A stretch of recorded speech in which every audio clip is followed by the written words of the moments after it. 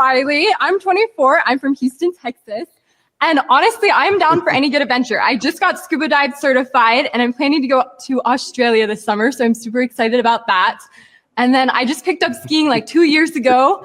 And I honestly love any themed party. Like those are like my favorite things to go to, my favorite things to plan. And I'm looking for someone that wants to be my adventure buddy, and it's someone that I can trust in and is going to be there for me. Aww. Dang. I would have been mortified. This is like Pop the Balloon worse. Woo. This is rough. This is way worse than Pop the Balloon. Yeah. I'm God good. damn. They're just nervous. These guys are nervous. That's all. They're intimidated by you, Riley. Hey Riley, we're gonna have you sit down. Yeah, sit down. Crazy work. That's awful. The fact that That is awful. the fact that the referee called it is hilarious. Throw Because in she the was like, towel. "Nah, I'm still in, ref. 1, 2. Nah, you're out. Sit down." Throw in the towel. God damn. Oh man. Put it into And then somebody. Sorry. Okay. Yeah. No. Sorry. Man, look, I don't think it's that serious. I don't think all the think pieces about like how this is some big piece of evidence about male loneliness and male pickiness and da da da da and any of that shit. I think it's just like, yo, the game is the game. Sometimes you get rejected. It's all right. Like, you know what I'm saying? They ain't like her. Cool. And look at the group of men that she was pitching to, like, and then like her and also, the group was also like, it wasn't her audience either. I think they looked a little bit normal. Audience. It was like, yeah, we're not trying to do all that adventure shit. Like, you know what I mean? Like trying to sit at the crib playing video games. That don't sound fun at all. And yeah, it's like, it's cool. You know what I mean? Like, keep pushing. All right, Jasmine disagrees. Get into it. I know Jasmine making faces over there. I kind of, you know what? Everybody might not agree with my point of view. That's fine. I think I talk about this a lot. If you're looking for a heteronormative relationship and you're a woman, you have to bring a little bit of flirtatiousness, a little bit of sex appeal, and you and your little cardigan with your chest sunken in and talking about, hey, I love theme parties. It's not gonna. You have to bring. You gotta zhuzh. You know, like you're not something. wrong. Yeah. You know, so you're not wrong. So okay, I'm gonna disagree in a minute, but go ahead. Yeah. It's kind of like find somebody in your hobbies that you guys enjoy the same hobbies together, and they might get to know you and really fall in love with how adventurous and stuff you are. But when you're presenting yourself in front of a group of people, that's why on Pop the Balloon, the girls do dress up. The girls do not sit there and you have to put on a heel, put on makeup, but like, provide like a little bit of like something that they're looking at you. So you kind of have to provide a little bit of flirtatiousness in your aura that you bring, because that's what men see first. And people will probably tear me apart for this online, but you do have to know how to like flirt, and you do have to bring a little bit of like, not Kitty. She seems sort of like childlike too in her expressiveness and stuff like that. So I wish she had a little bit more like sex appeal. Like, can we see the neck, the clavicle? Okay. So I want a little No. So let me hop in. T-shirt, cardigan. I'm about to disagree strong with some nuance in a second. Okay. So let me hop in. Go ahead, Alvin. And it got revealed well after this making the rounds. About to tell the truth. They couldn't see her. Wait, Alvin. Oh, okay. At all? Oh, they couldn't see her? There's a big curtain. This is a Mormon show, so they can't even see the women. Yeah. But I still stand with what Jasmine was saying, like by tone, at least. Oh, her voice is I agree. Sorry, I'll let Alvin just. So for that audience, and to Josh's point, if you look at those individual men, there's a nigga with a mullet and like thick rim glasses in there. Like these are guys who probably would have liked pound for pound quirky adventurous girl if quirky adventurous girl is cute, right? So when you have a curtain there, and they're trying to, and I think people discount this all the time. This is something that happens on Twitter all the time, where people don't fully understand how people innately latch onto proxies, right? And an example of that would be, I don't think women typically like smart men. I think women like the proxy that smart is, right? Which is smart means this person typically is an earner. This person is typically disciplined. This person is typically XYZ. So I think we're doing a lot of really complex calculus in our minds when we're dating that people just do really quickly as people because we're evolutionarily wired to do that. So when you're looking at proxies, right? And I'm thinking about, I want a baddie. I'm not going to get the quirky baddie because if I can't see you to see that this quirkiness is like cool, like she's quirky and she's cute, all this kind of stuff. I'm gonna be trying to think about like baddie hobbies, baddie habits, and all this kind of shit. Yeah, the club, So, whatever. exactly. I like the club. I like going to this. I like going to fucking Ibiza on the weekends, that kind of shit. So if you're that type of male that's going for that type of type, you're going to be listening for certain keywords that kind of try to clue you into the physical attributes of what she had. And what she said is something that could be a 50-50 ball. Saying that like I like theme parties and like all this kind of stuff is something that is very much like this could be that could have went either way. Acting like these niggas are not dorks. Now like that's my trouble with both what Alvin and Jasmine are saying. These niggas are not getting the baddie. No, but let's pull that out. Let's pull that out, right? Okay, yeah. These niggas, right? These niggas right here, the nerdy motherfuckers in their mid-20s think they can pull baddies. And that's dumb. I'm with you, but that's dumb. Every motherfucker in this audience, these average ass like mullet motherfuckers think that they can pull a 10, right? So they're going to shoot for the 10, and they're going to be trying to hear certain things that key them into the 10. And I'm not even saying that she's not a 10. I'm saying that like if you're I agree. I agree. But I'm saying that like if you're listening to habits from that perspective, they're going to try to piece together some proxy metrics of what they think a baddie would do. And she didn't say any baddie, quote unquote, stereotype in baddie behavior. I disagree, but I want to hear from you.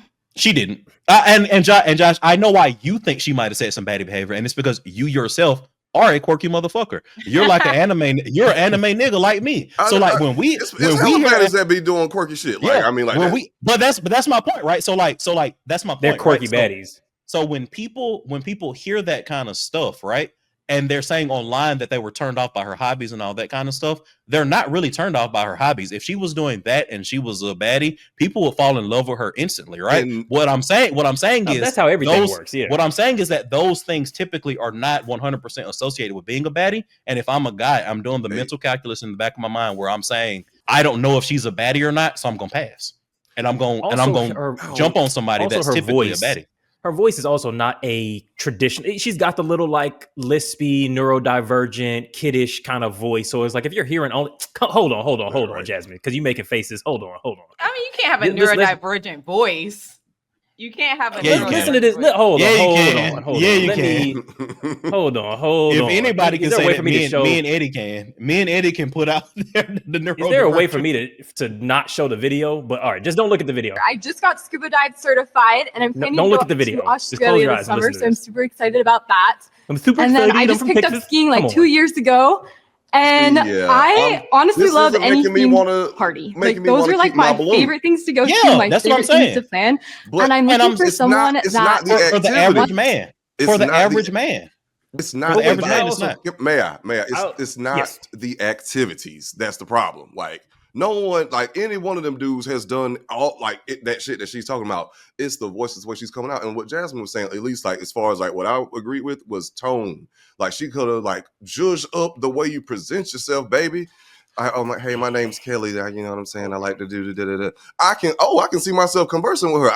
I cannot see myself hanging around with. Hey, yeah, I just learned how to scuba dive last week. Like that sounds annoying as fuck. Who the fuck want to be around? I'm sorry, no disrespect to you, Quinn, and anybody that's like. But yeah, look, there's a real person too. She's watching exactly, like you know what I'm saying. So, but hey, just a little maybe some constructive feedback.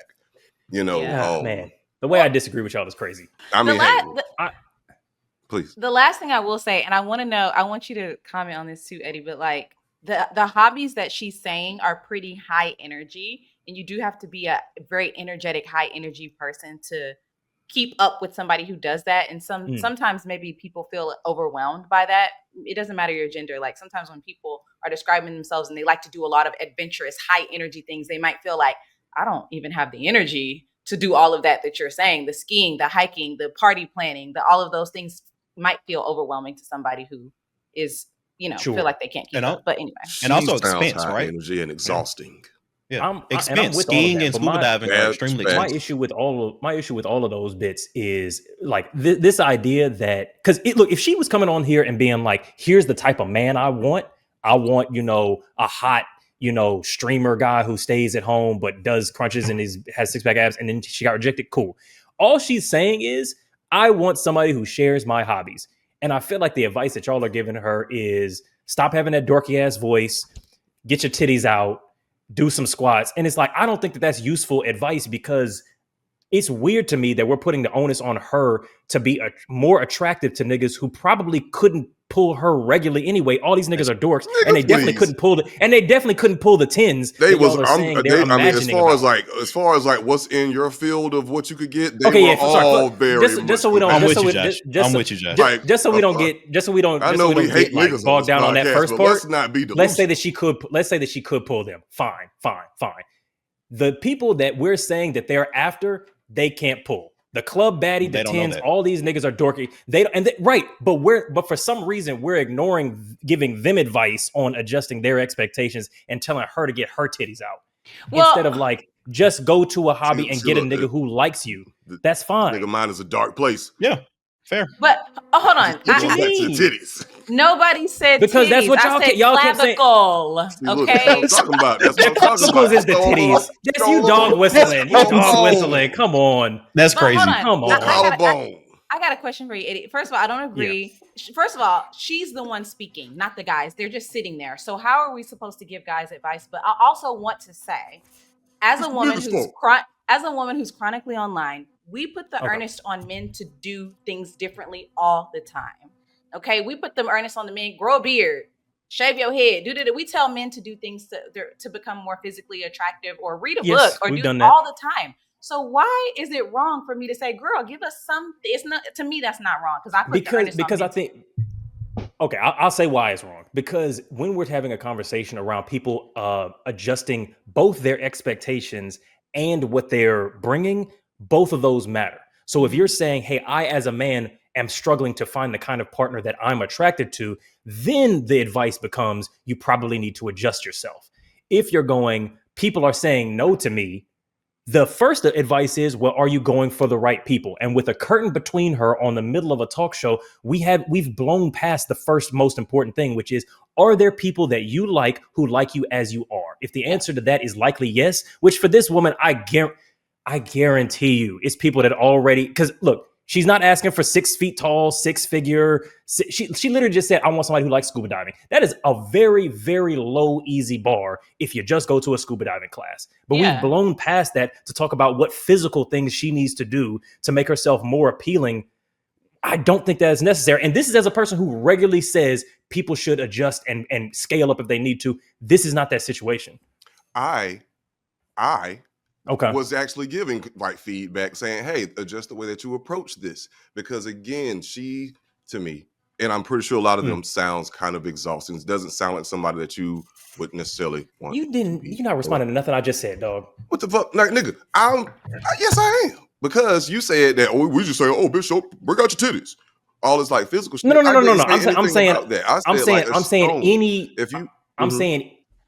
I'm saying any element of both physical, personality, voice, changes, or self-improvement. That's one bucket. I was just using titties as like a synecdoche or whatever the fuck for that concept. I'm saying all she needs to do is adjust who she's around, who she's picking. No, I'm not saying nothing about how she presents anything. Okay. Her whole pitch was fine to me. My nigga, the whole basis of this is flawed based on that logic, because they can't see each other. She don't know that. That's why I'm giving the advice that I'm giving. They can't see each other. Yes. Why does she need advice? All they have to go off of is their imagination of what they're hearing. All right, let me broaden the context, because that's not unfair. I guess the part that I'm not saying subtextually and what I'm coming from is that I don't care about this show. Like I'm not giving her advice for how to perform better at this show. Fair, because I feel like we're having a much larger conversation. I feel like we're not happened on the show. No, and when I say we, I mean the culture in general. I feel like we're making this into a thing about dating. That's why it's viral. It's not like, hey, how could she have won this game show? No one is talking about that. We're talking about how can she find a partner. Fair, and that's beyond this Mormon fucking like weird game show. I guess it's just like the overall impetus of how this conversation was even sparked is based on a flawed place in the first first place. Yeah. Yep. Like, so of course, like I'm saying, well, if she had like such a cringe experience, like that was hard, that was tough. I would have been like, God damn, that would have fucked me up. But if I would have killed myself in that situation, which is what we're judging, which nothing else, because everything else outside of what actually happened is purely imaginary. If we're saying, okay, well, hey, if for a better outcome, maybe, you know what I'm saying, you could have put a little extra zhuzh on your voice. That could have just a little. To say for a better outcome, don't go on Pop the Balloon to find your partner in life. Facts. Is that not a fair thing to say? Yes, but we're already That's here. what I'm saying. Yeah. No, but we're not. But that ain't what you're saying. I guess that's all I'm talking about. That's the whole thing that I think I'm talking about, and so I can say as an authority on me. And that's what I think the entire internet conversation has been about. It's been about whether or not she's attractive in the larger population, whether or not men have unrealistic standards, whether or not the male. These are all things that scale way beyond this show. When we talk about Pop the Balloon, it's the same thing. Dating apps, Pop the Balloon, these kind of shows, they're a bad format that reduce people down to shit that they aren't. And I'm saying, I think a much more interesting conversation is, how does she find a partner? Because I think by the time she's on this show and we're giving her advice about how to be more appealing on a show to match with men who aren't her match, we're giving her bad advice on how to win a dumb game. So here's my thing. Herself on a dumb game, like, I mean, but yeah, okay. So we can't give advice to say don't do that. Like, so she also dressed herself. Here's my thing. You can also give advice on how to goddamn be better. But go ahead, man. For what? I think show? Yeah, I think at the core of what I was saying,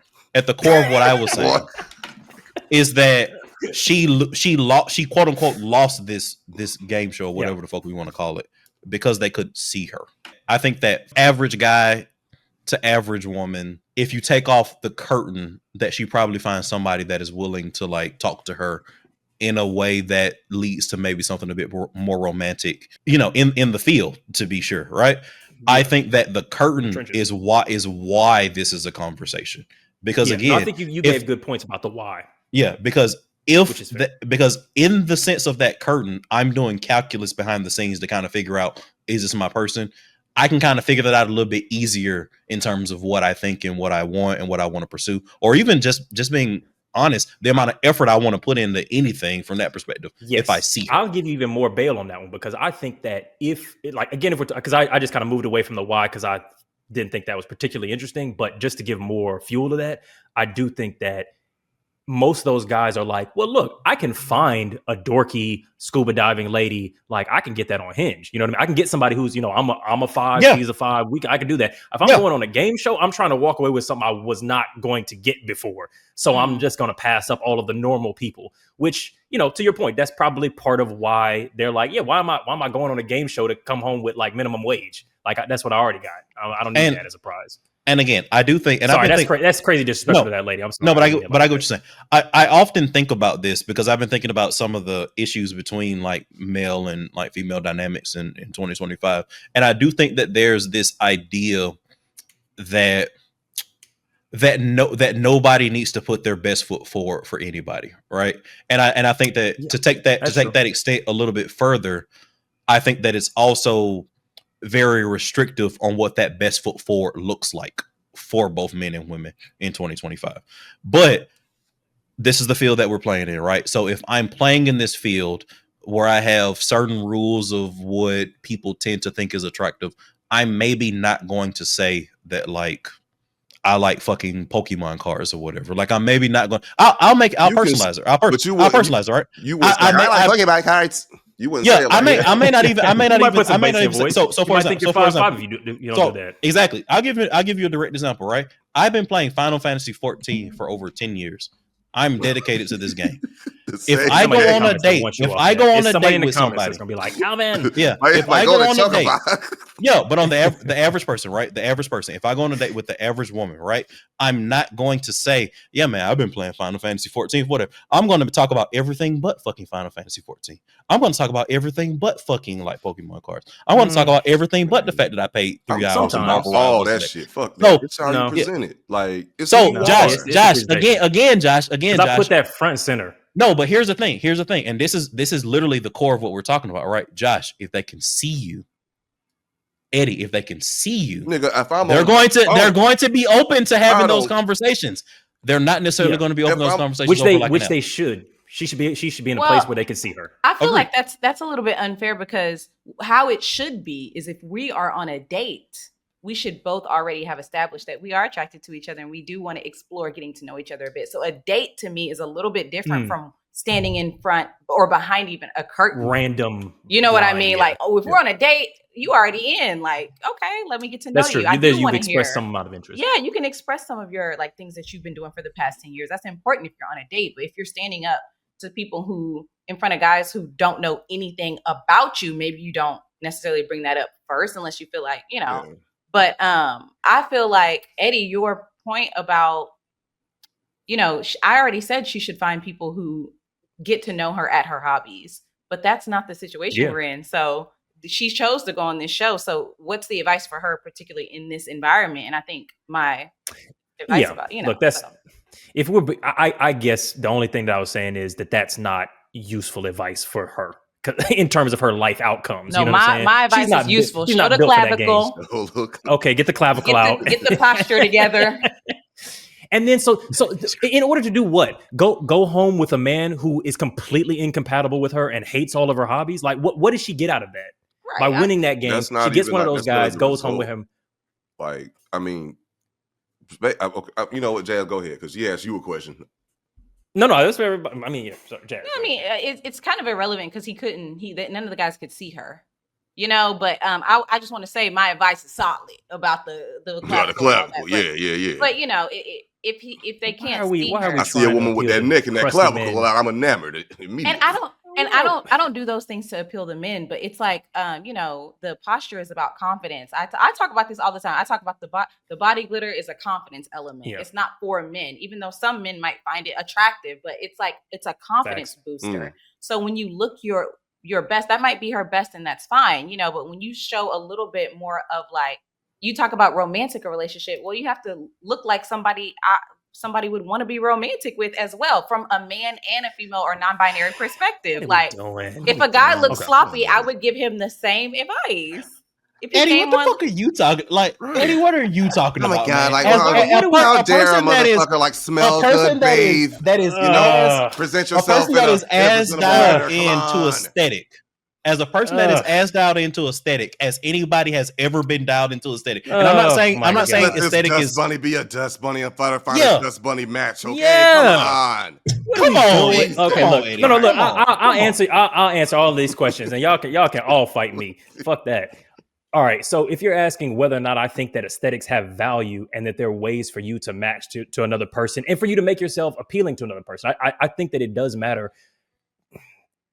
Polishing our body and our presentation into something that is appealing to consume for the other person. I don't think that's crazy to say. I'm with y'all on that. That's fine. She also said it was self-confidence, not just for the other person. Look, that's going to be a whole other hour-long conversation of disagreement. So I just wasn't going to address that because I completely disagree with that stance. But that's literally a 2-hour conversation. So I was just going to leave that.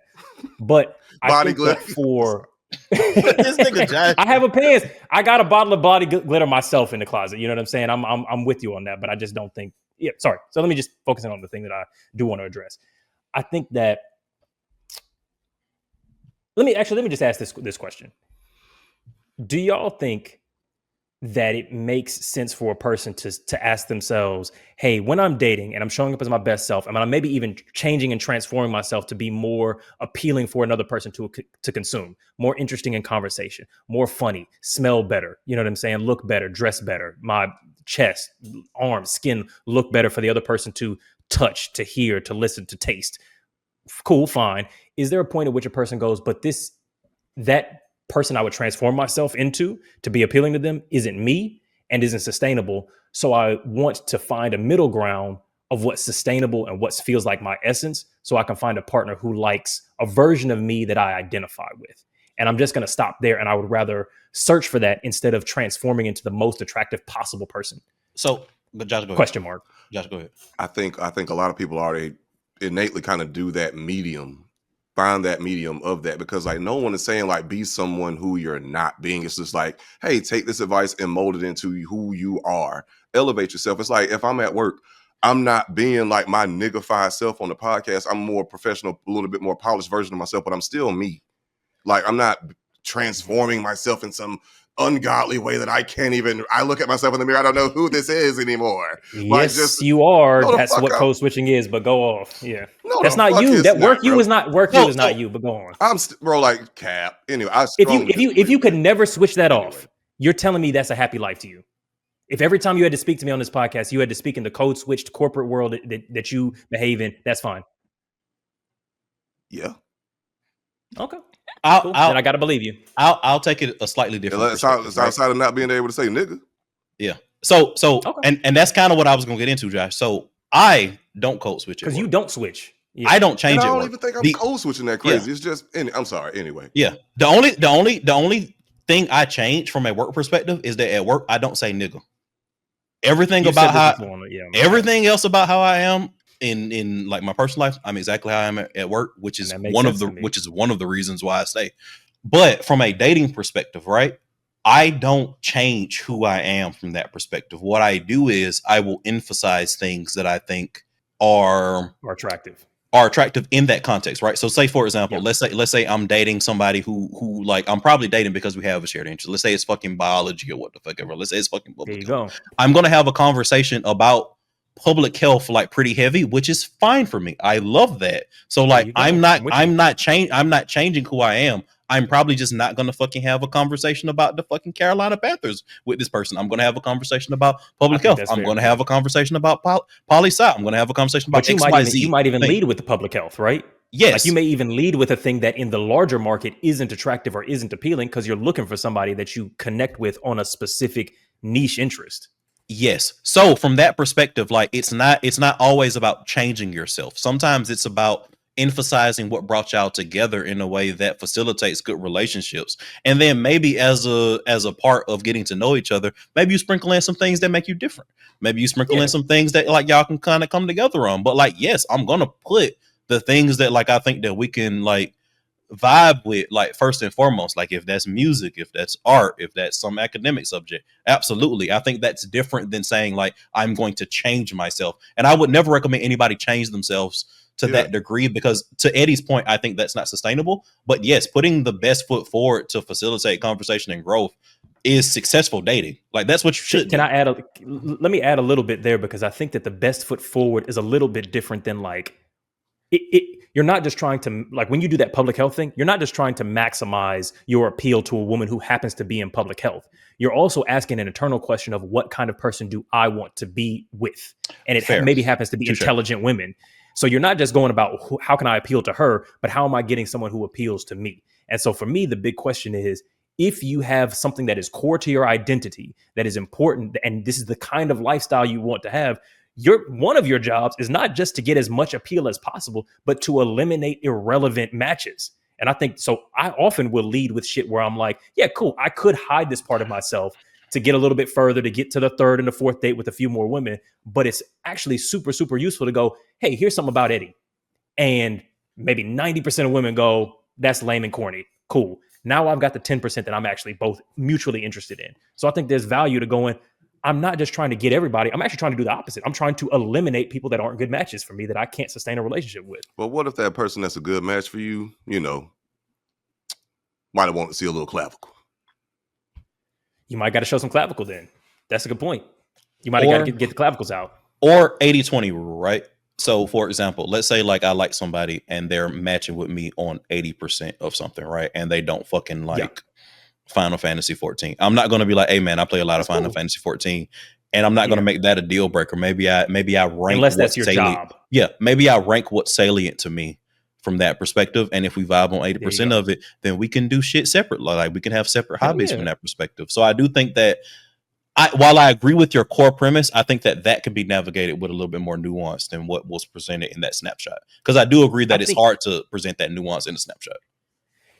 I think in this video, she makes it very clear that being a high agency, high adventure, high achievement person is core to her. It's not. It's brother. She's not doing a resume thing. Because I know sometimes people do that on the pop the balloon thing, where it's like, here are the reasons that I'm attractive. She's not even saying that. She's going, here's the lifestyle that I lead. I want somebody to join me in that. Right. If you don't like those things, or me putting those forward are not appealing to you, we would be wasting each other's time. We'd both be at the club, me and my dorky fucking cardigan, doing shit that neither of us enjoys. So them saying, nah, we're good. Great. That's the point. That's why she said all that shit. I mean, shit, I fuck with that premise like off top anyway. Cause like, hey, why do you want to be around somebody that you don't like, don't even like to do the same shit around you? Like, I mean, like, yes, right, cool. However, I still say zhuzh it up a little bit, as Jasmine would say, like, because it's just like putting on cologne. Like, that's just another thing, like, to elevate yourself. Like, I don't smell like Burberry or whatever, like fragrance that women like, but I just putting that on, like, don't mean like, oh my God, who am I? But I feel better about myself because I smell good. Like, I feel like I smell good. You know what I'm saying? Like, but and that just makes me more confident. Like, or I just have my, hey, how you doing? You know what I'm saying? Like, it just works a lot better for the person that you actually are trying to attract. It's not. I'm sorry. I just want to say too that I feel like these are two different conversations. These are conversations. I don't feel like you have to be with somebody who shares all of the same interests as you. I like the diversification of interests. So I like to have my own hobbies and things that I do with or without my partner too. So I think that's important. But back to your original statement around like changing yourself to appeal to other people. That's why it's called like your best version of yourself, not the best version of somebody else, right? So I'm never going to look like a baddie like Jada Waiter or something like that. I'm never going to look at her and be like, I need to be that so I can get the man that I want. It's not that. It's how can I be my best self and do things that make me feel good? So for the girl on this clip, it may not be body glitter. It may not be a different attire. It may just be small, minuscule changes that make her more confident so that she can, once you're more confident, more people are attracted to that in general, so that when she goes to her own spaces, she can connect with somebody, but what about her didn't seem confident to y'all? No, she seemed confident, but I was just talking about confident. Like the idea that she was very confident. The idea that you have to alter yourself to where you don't recognize yourself is not something that I agree with. You should always recognize yourself and get closer to your most authentic self in these self-improvements that you're doing, so that's all I wanted. I just want to be clear. Yeah, none of us are saying that. But Eddie's I'm trying to tell you I would be terrified of living that mind for a day, goddamn. Look, no, okay, all right. I'm not gonna gaslight hold on. Eddie, I'm not gonna gaslight you. Let me say it before you say it. Let me say it before you say it. Yeah. I'm not gonna gaslight you. I knew exactly where you were going with those questions. I thought they were valid questions. They are valid questions. You're a beautiful and hold on, because yes, y'all were saying that. No, when we talk about this, like no. When we talk about this, we only want you to change within your authentic self. It's all about self-confidence. These are very vague, subjective, completely immeasurable ways of talking about what kind of change is authentic. As soon as we start talking about just be yourself or be authentic and what those mean, I think the whole conversation goes out the window. For all we know, everything about what she was doing was already her best self. So what are we talking about when we say minor improvements or it still retains your sense of self? If you go like, I don't want to show any amount of clavicle. I don't want to have a different non-nasally voice. I'm where I'm at. That is my best self. As soon as you change even a little bit, you are becoming a new person. And that's okay. I'm not saying that's bad, but every amount of change is being a different person. So one, your best self is cross-sectional, right? Your best self is a snapshot, right? I could be my best self right now in this moment, and I could be a different best self 10 minutes from now. So with improvement and all that kind of stuff, with continuous improvement, like that's that. But to your point, again, to shoot you the bail, I do think that with that continuous improvement, me being my best self moment to moment, frame to frame, cross-section to cross-section means that I could be a different person. I think the circle that we need to square is that you continuing to improve and being your best self doesn't mean losing who you want to be, especially in the context of dating, right? So again, I have 100% strive to put my best foot forward to present myself in the best way possible without losing myself in a way that makes me like want to hate who I am and all that kind of stuff. And I don't think that that's easy. I think that that's a process. I think that that's something that very people need to the individual. I think exactly, and I think that people need to work towards that. But I 100% think that you can 100% present your best possible self in a way that's continuously improving and adapting to the environment in a way that is successful, and you don't lose yourself and your self-worth in the process of that. But outside of those caveats, I think that what you're saying is I just don't know valid. why we're talking about appreciate it, but I don't know why we're even talking about self-improvement in this. Like, because people improve all the time for a bunch of reasons. What the fuck are we even talking about? I think you're saying fair sure, shit. she should be doing push-ups and like eating better, but what the fuck does that have to do with this? Like, you don't have to be your best self to find a dorky motherfucker that likes to scuba dive. I'm sorry. That was what I said from jump, bro. If people could see her, if the mullet motherfucker could see her, she probably would have pulled one of them. That's all I'm saying. This is not a situation where, like, I agree people should improve in general, but for her, improvement is probably having like a slightly better jumper and traveling to more countries. That's probably what her trajectory is for self-improvement. Not any of the become slightly more attractive version of yourself, ugly style. Like, the conversation has evolved. I think it became less about Katie or whatever her name is, and more about other things. Katie. You know? It was Riley. It was Riley. Oh, Riley. Very close. Very close. Yeah. Close enough. Oh, good. Yeah, no, it did evolve. We talked about lots of different things, but yeah, I'll shut up now. Tell you, man. Hey, man. Shout out to you though, Eddie, man. Like, hey, because you, my brother. I feel where you coming from, man. I just, I don't know if you will giving us the grace. Because we ain't saying like just when it's a 3-on-1, you know what I'm saying? You gotta. Hey man, fuck all that. Nah, man. As soon as you change your mind, this nigga making content, man. You look in the this mirror. Nigga making content. If you get a haircut. Eddie kept bringing up the gym too. Nobody said nothing about the gym. I refuse to tell somebody to do push-ups. I'm like, because you want me to tell you why that's funny before I close this shit out? Because that nigga will tell somebody to go to the gym to be better in the dating pool. That nigga has 100% said if you want to be better at dating, you probably should fucking go to the gym. 100%. Yeah. If that is doing heavy lifting, and y'all jump straight into if. So yeah. Sorry, we ain't got to keep fighting, but y'all wrong as hell. We'll keep fighting later. Oh, man. Next episode. Okay. So,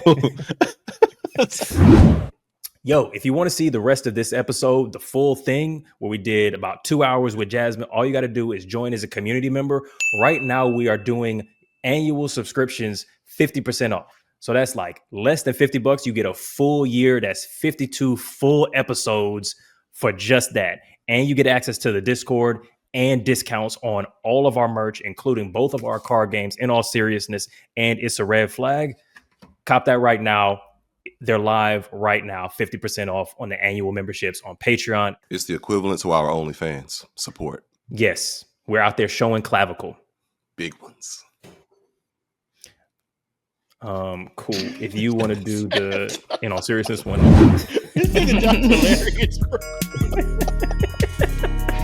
We got double D clavicles in the my God. Patreon. I saw that. It's a red. All right.